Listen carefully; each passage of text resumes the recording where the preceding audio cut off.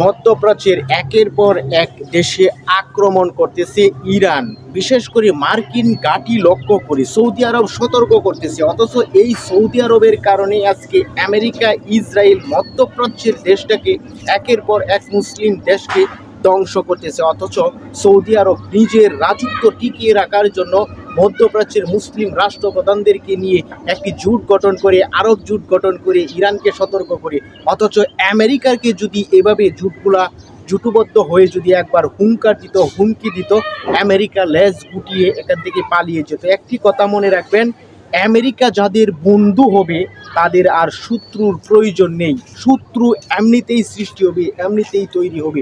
যতদিন না এই সৌদি আরব মধ্যপ্রাচ্যের মুসলমান শাসকগুলা এক হবে, ততদিন পর্যন্ত এই আমেরিকা আমাদেরকে খবরদারি করবে। এবং আজকে যদি ইরান ধ্বংস হয়ে যায়, একের পর মধ্যপ্রাচ্য রাষ্ট্রগুলা তারা দখল করে একটি উপনিবেশ এখানেই স্থাপন করবে। আজকে ইরানকে সতর্ক করে সৌদি আরব। চিন্তা করবেন না, ইরান ধ্বংস হলেই পরবর্তী টার্গেট আপনারা।